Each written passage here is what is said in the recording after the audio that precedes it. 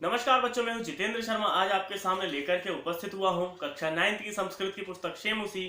आज हम शेमुसी के पाठ 9 को पढ़ने जा रहे हैं, जिसका नाम है सिकता हेतु।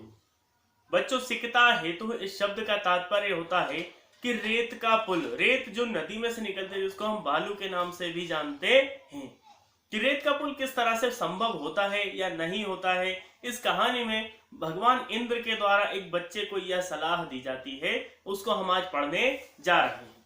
इससे पहले यदि आपने अभी तक इस चैनल को सब्सक्राइब नहीं किया है तो इसे सब्सक्राइब कीजिए, लाइक कीजिए और इसको शेयर कर दीजिए, ताकि आपके जितने भी दोस्त हैं वो सब इस वीडियो का फायदा ले सके। हम शुरू करते हैं कथा को, जिसका नाम है सिकता हेतु, अर्थात बालू का पुल या रेत का पुल। प्रस्तुत नाट्यांश सोमदेव विरचितः कथा सरित सागरः इत्यस्य 7th अध्यायोपरि आधारितो अस्ति। ये जो पाठ आप पढ़ने जा रहे हैं, यह सोमदेव जी के द्वारा लिखे गई पुस्तक, जिसका नाम है कथा सरित सागर, उसके 7वें अध्याय पर आधारित है। अर्थात यह सब कथा सरित सागर के 7वें अध्याय के ऊपर आधारित कथा, जो आपको नाट्यांश के रूप में यहाँ पर प्रस्तुत किया गया है। अस्मिन् नाट्यांशे तपसा विद्यां प्राप्तुं यत्नशीलः कश्चित् तपोदत्त नामकः कुमारः चित्रितः अस्ति। इस कथा में आपको एक बालक दिखाया गया है, जो कि तपस्या के द्वारा विद्या प्राप्त करने का प्रयास करता है, न कि गुरुकुल जाकर के। वह गुरुकुल जाने के समय किसी कारणवश विद्या प्राप्त नहीं कर सका था। इस कारण से वह चिंता करता है, सोचता है कि मैं तपस्या करने के बाद में विद्या प्राप्त कर लूंगा। तस्य मार्गदर्शनाय पुरुष वेशधारी देवराजः इंद्रः तत्र आगतवान्। और उसके मार्गदर्शन के लिए देवराज इंद्र एक पुरुष का वेश धारण करके उसके पास आए। तत्र आगत्य देवराजः सिकताभिः सेतु निर्माणार्थं प्रयतते। और उस लड़के के पास आकर के देवराज इंद्र ने एक रेत का पुल बनाने का प्रयास करने लगे। एतद् दृष्ट्वा तपोदत्तः प्रहसन् वदति किमर्थं भोः। और देवराज को रेत का पुल बनाते हुए देख करके वह तपोदत्त नामक बालक था, वह उस कहने लगा कि हंसते हुए उसको कहने लगा, भोः बालुका भी जलबंधम निर्मासी। तुम रेत से पुल बना रहे हो, बालू से तुम पुल बना सकते हो क्या? ततो देवराजः प्रतिवक्ति। उसका प्रत्युत्तर देते हुए देवराज इंद्र कहते हैं, यत् अध्ययनम श्रवणम पठनम बिना यदि तुम विद्या प्राप्तुम शक्नोसी। यदि तुम बिना अध्ययन के, बिना पढ़ाई के, बिना लिखाई के, बिना किसी ज्ञान के, बिना गुरुकुल जाकर के तुम विद्या प्राप्त कर सकते हो, सिर्फ तपस्या से यदि तुम विद्या प्राप्त कर सकते हो, तदा अहमपि बालुका भी सेतु निर्माणम कर्तुम शक्नोमि। तो फिर मैं क्यों नहीं बालू से इस पुल का निर्माण कर सकता हूं। देवराजस्य अभिप्रायं ज्ञात्वा तपोदत्तः विद्या प्राप्ति कामः गुरुकुलम गतवान्। इसके बाद में जब देवराज की बातों को उसने सुना, समझा और अपने आत्मसात उस बात को किया, तब उसको समझ आया कि देवराज ने मुझे ही लक्ष्य करके ये बात कही है, इसलिए वह विद्या प्राप्ति के असली स्थान पर गुरुकुल जाने का प्रयास उसने किया या गुरुकुल वह चला गया। हम शुरू करते हैं नाटक को। ततः प्रविशति तपस्यारतः तपोदत्तः। अब आपको संपूर्ण कथा विस्तृत रूप से यहाँ पर सुनाई जाती है कि तपस्या में रत या तपस्या में लीन जो बालक था तपोदत्त, वह उनके सामने आया और तपस्या करने के प्रयास करने लगा। पहला ही डायलॉग है, पहला ही संवाद है तपोदत्त का। अहम अस्मि तपोदत्तः, मैं तपोदत्त हूं। बाल्ये पितृचरणैः क्लेश्यमानोपि विद्यां न अधीतवान अस्मि। बाल्यकाल में, जब मैं छोटा था, मेरा बचपन था, जब मेरा विद्यालय जाने का समय था, तब पिता के किसी क्लेश के कारण, उनके क्रोध करने के कारण मैं विद्या प्राप्त नहीं कर पाया। और तस्मात् सर्वैः कुटुम्बिभिः मित्रैः जाति जनैश्च गर्हितो भवनम्। इसके कारण जब मैं विद्या प्राप्त नहीं कर पाया तो क्या हुआ कि मेरे जितने भी कुटुंब के लोग हैं, जितने भी मित्र हैं, जितने भी बंधु बांधव हैं, वह सब मेरा अपमान करते हैं, मेरी हंसी उड़ाते हैं, मेरे ऊपर हंसते हैं सभी के सभी लोग। हा विधे ऊर्ध्वम निस्वस्य, ऊंची सांस लेकर के, हा विधे किम इदम मया कृतम, अरे ये मतलब कि वह है विधाता, ये मैंने क्या कर दिया। जो विद्या जैसे मतलब ज्ञान को मैं प्राप्त नहीं कर पाया। तपोदत्त अपने मन ही मन में इस बात को सोचकर विचारने लगा कि मैंने इस काम को क्यों नहीं किया। कीदृशी दुर्बुद्धि आसीत तदा, किस प्रकार की मेरी मूर्खता थी उस समय, मेरी दुर्बुद्धि थी, मेरी बुद्धि उस समय काम नहीं की। एतद अपि न चिंतितम यत्, और मैंने चिंता बिल्कुल भी चिंता नहीं की, कुछ भी नहीं।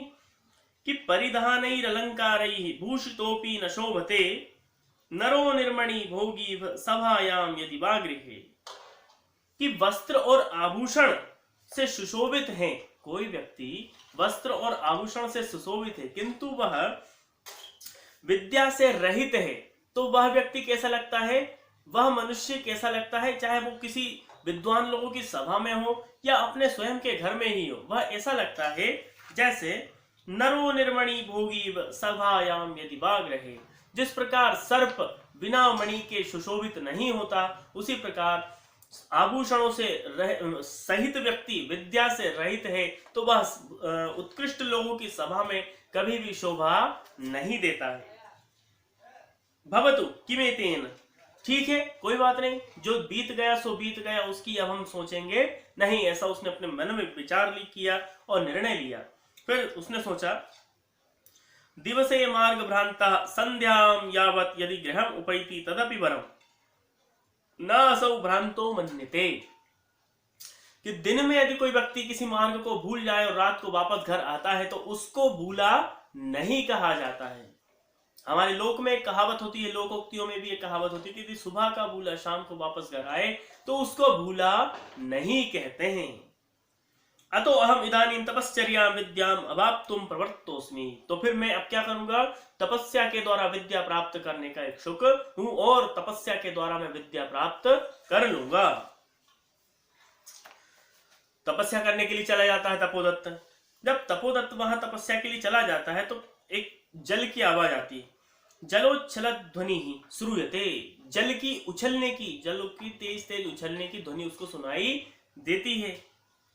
तो वो जाता है, अये कुतोयम कल्लोलोच्छल ध्वनि, ये पानी की इतने इतने तेज उछलने की आवाज कहां से आ रही है, कैसे आ रही है। महामत्स्यो मकरोवा, कई क्या बहुत बड़ी मछली है या मगरमच्छ है, पश्यामि तावत्, देखना चाहिए, देखता हूं मैं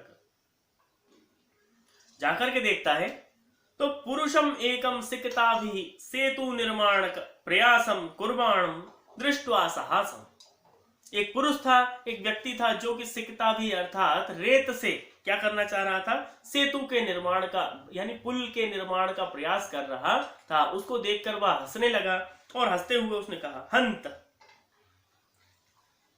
इस तरह से सिर पे हाथ पटक के कहने लगा, नास्ति अभावो जगति मूर्खाणाम, इस जगत में मूर्खों की कमी नहीं है। तीव्र प्रवाहायाम नद्याम मूढ़ोयम सिकताभिः सेतुम निर्माणतुम प्रयतति, कि यह व्यक्ति कितना मूर्ख है, इस तीव्र वेग में, इस तीव्र धारा में, यह मूर्ख नदी में सिकताभिः अर्थात रेत से पुल बनाने का विचार कर रहा है।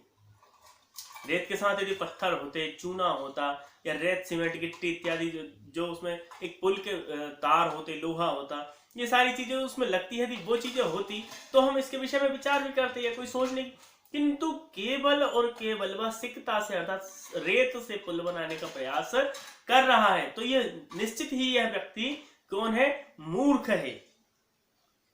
साट्टहासम पार्श्वम उपेत्य, उसके पास में खड़ा होकर के जाकर के हंसने लगा। कौन? आकर के कहता है उनसे, फिर कहता है, तपोदत्त कहते हैं, क्या कहते हैं, भो महाशयः किमिदं विधीयते, अरे महोदय ये आप क्या कर रहे हैं, अलम अलम तव श्रमेण, अब आप कार्य करना बंद कर दो। पश्य रामो बबंध यम सेतुम शिलाभिर मकरालय विदधत बालुकाभिस्तम यासी तुम अतिरामताम, कि राम जी ने जो सेतु का निर्माण किया था, जिस पुल का निर्माण उन्होंने किया था, वह पुल कैसे बनाया था उन्होंने, शिलाभि मकरालय अर्थात बड़ी बड़ी शिलाओं का प्रयोग करके उन्होंने ये पुल बनाया था। और विदधत बालुकाभिस्तम, किंतु तुम किस चीज से केवल पुल बना रहे हो? बालू से, केवल रेत से तुम पुल का निर्माण करना चाह रहे हो। तो इसका मतलब क्या है?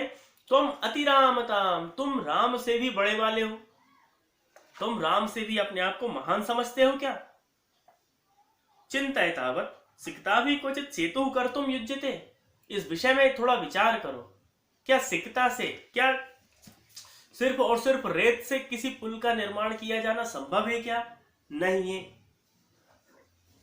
तब उस पुरुष ने कहा, भो तपस्विन कथम माम अवरोधम करोसी, हे तपस्वी, किस प्रकार से आप मेरा अवरोध कर रहे हो, मुझे किस कार्य को करने से रोक रहे हो? प्रयत्नेन किम न सिद्धम भवति, प्रयत्न करने से क्या सिद्ध नहीं होता? कौन सा ऐसा फल है जो प्रयत्न करने से नहीं मिलता? कौन सा ऐसा कर्म है जो प्रयत्न करने से सिद्ध नहीं होता? का आवश्यकता शिला नाम, शिला की, बड़े बड़े पत्थरों की आवश्यकता ही क्या है?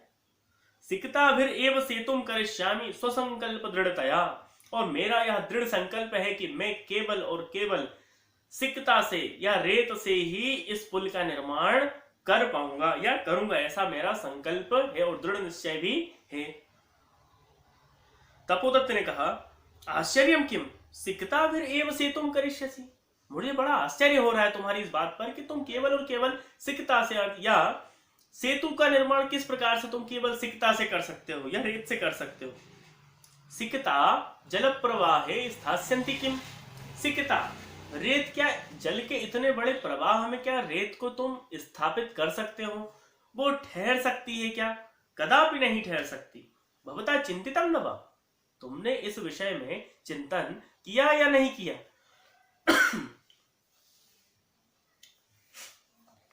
पुरुष ने कहा, चिंतितम, चिंतितम, किया किया, विचार किया। क्या विचार किया? सम्यक चिंतितम, बहुत अच्छे से सोचा कि नाहम सोपान सहायतया अधिरोढ़ुम विश्वसिमी, मैं किसी भी कार्य को करना चाहता हूं तो सीढ़ी की मदद से नहीं करना चाहता, सोपान बाय सोपान या स्टेप बाय स्टेप, जैसे हम कहते हैं ना कि किसी भी बड़े कार्य तक पहुंचने के लिए छोटी छोटी सीढ़ियों से हमें चढ़कर या गुजरना होता है। किंतु उस पुरुष ने कहा कि सोपान सहायतायै अधिरोढ़ुम न विश्वसिमी, मैं किस प्रकार से इन चीजों पे विश्वास नहीं करता। मैं तो किस पे विश्वास करता हूं? समुद्रप्लुत्यैव गन्तुम क्षमोस्मि, मैं तो उछल कर अपने टारगेट तक, अपने लक्ष्य तक पहुंचने का प्रयास करता हूं और मैं इसमें सक्षम हूं। कोई मुझे इसके विषय में रोक नहीं सकता कि मैं इस कार्य को करने में सक्षम नहीं हूं। तपोदत्त सव्यंग्यम, तपोदत्त ने व्यंग्य करते हुए कहा, साधु साधु, आंजनेयम अपि अतिक्रामसी, तुम तो आंजनेय अर्थात अंजनी के सुत से अर्थात हनुमान जी से, तुम तो हनुमान जी से भी बड़े वाले हो। अब क्या करेंगे हम तुम्हारा? विमर्श। पुरुष ने कहा, सविमर्शम कोत्र संदेह किंच, इसमें कोई संदेह वाली बात नहीं है कि बिना लिपि अक्षर ज्ञानम तपोभिर एव केवलम यदि विद्यावशेष्युस्ते सेतुर एषः तथा, कि यदि बिना किसी लिपि और अक्षर के ज्ञान के कोई व्यक्ति विद्यावान बन सकता है केवल तपस्या से, यदि कोई व्यक्ति बिना लिपि अक्षर के ज्ञान के तपस्या से ही विद्यावान या विदुष्य को प्राप्त हो सकता है, तो मैं किस कारण से सेतु से इसका निर्माण नहीं कर सकता? जब तुम बिना किसी परिश्रम के, बिना किसी पुरुषार्थ के तुम सिर्फ तपस्या के बल पर विद्यावान बनना चाहते हो या तुम बन सकते हो, तो मैं सिर्फ और सिर्फ रेत से इस पुल का निर्माण क्यों नहीं कर सकता? उसको लक्षित करके, उसको परिलक्षित करके उसने कहा ये बात, उस पुरुष ने, देवराजेंद्र ने, कि प्रयत्न करने से सारे काम हो सकते हैं। तुम भी तो तपस्या के बिना है, तपस्या करके सारे बिना लिपि अक्षर, बिना गुरुकुल के पुरुष सत्व को या विद्वत्ता को प्राप्त होना चाहते हो।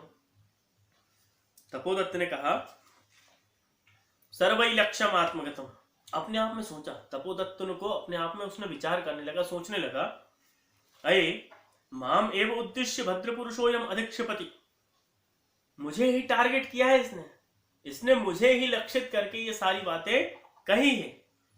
नूनम सत्यमत्र पश्यामि, मैं इसमें अपने आप की सत्यता भी देख रहा हूं कि मुझे भी बिना किसी लिपि अक्षर ज्ञान के, बिना तपस्या के सारे ज्ञान को गुरुकुल जाकर के मुझे प्राप्त करना चाहिए। अक्षर ज्ञानम बिनैव वैदुष्यम आप्तुम अभिलषामि, मैं भी बिना अक्षर ज्ञान के सारी की सारी विद्वत्ता को मैं ज्ञान करना चाहता हूं, उसका फायदा उठाना चाहता हूं, ये संभव नहीं। तद इयम भगवत्या शारदया अवमानना, और यदि मैं ऐसा करता हूं, तपस्या से ज्ञान की प्राप्ति करता हूं, तो ये मां भगवती शारदा का, सरस्वती जी का भी अपमान होगा। गुरुगृहम गत्वैव विद्याभ्यासो मया करणीय, मुझे गुरु के घर जाकर के, आश्रम में जाकर के ही विद्या का अभ्यास करना चाहिए। पुरुषार्थरेव लक्ष्यम प्राप्यति, क्योंकि पुरुषार्थ से ही लक्ष्य की प्राप्ति होती है। पुरुषार्थ शब्द का तात्पर्य परिश्रम से। प्रकाशम, अब जल जाते हैं। देवराज इंद्र जो है वो अपना स्वरूप धारण करते हैं। भो नरोत्तम, तपोदत्त उस पुरुष से कहता है कि हे नरोत्तम, नरों में उत्तम अर्थात पुरुषों में महान पुरुष, ना हम जाने यत् कोस्ति भगवान, मुझे नहीं पता कि आप कौन हैं, परंतु भवद्भिः उन्मीलितम में नयन युगलम, लेकिन आपने मेरे दोनों ही चक्षु को, दोनों ही ज्ञान के चक्षुओं को उद्घाटित कर दिया है। तपोमात्रेण विद्याम अवाप्तुम प्रयतमानः अहमपि सिकताभिरेव सेतु निर्माण प्रयासम करोमि, सिर्फ तपस्या मात्र के ही प्रयास से मैं विद्या प्राप्त करना जो चाह रहा हूं, यह सिर्फ और सिर्फ क्या है, रेत के पुल के निर्माण करने के समान ही होता है। तदिदानीं विद्याध्ययनाय गुरुकुलम एव गच्छामि, और अब मैं विद्या अध्ययन के लिए गुरुकुल को ही जाना उचित समझता हूं। सब प्रणामम गच्छति, उस भद्र पुरुष को वह प्रणाम करके गुरुकुल की ओर निकले जाते हैं। तपोदत्त वहां से समझ में आ जाती है उसको बात कि यदि मैं बिना अध्ययन के, बिना लिपि अक्षर ज्ञान के, बिना गुरुकुल जा करके यदि सिर्फ और सिर्फ तपस्या के बल विद्या प्राप्त कर लूंगा, तो रेत के पुल बनाने जैसा ही मेरा कर्म हो जाएगा, क्योंकि ना तो मुझे लिपि का ज्ञान होगा, ना ही अक्षर का ज्ञान होगा। इन सारी चीजों के ज्ञान के अभाव के विषय में मैं तो उस सर्प की भांति लगूंगा जो कि मणि के विहीन होता है, निर्मणि भोगी। निर्मणि अर्थात निर अर्थात अभाव, मणि के अभाव में जिस प्रकार से भोगी लगता है, भोगी अर्थात सर्प लगता है, उसी प्रकार से मैं भी अपने आप को सही समझ नहीं पाऊंगा। तो बच्चों, ये कहानी थी सिकता हेतु की, कि किसी भी कार्य को करने के लिए या किसी भी कार्य को करने का कोई शॉर्टकट नहीं होता। हर एक कार्य के लिए आपको परिश्रम करना अति आवश्यक होता है। इससे कहानी से हमें शिक्षा मिलती है कि हमें किसी भी कार्य को करने के लिए उसके तह तक, उसके स्टेप बाय स्टेप ज्ञान को हमें लेना चाहिए, ना कि समुद्रप्लुत्यैव उछल कूद करके हमें ज्ञान उसका लेना नहीं चाहिए, बल्कि हमें सोपान की सहायता से सीढ़ी बाय सीढ़ी के साथ में हमें ज्ञान प्राप्त करना चाहिए। तो बच्चों, आशा करते हैं आपको ये पाठ समझ में आया होगा, ये कथा आपको बहुत ही अच्छे से समझ में आ गई होगी। अगली वीडियो हम लेकर आएंगे इसके प्रश्न और उत्तर की। तब तक के लिए धन्यवाद। जय तो संस्कृतम, जय तो भारतम।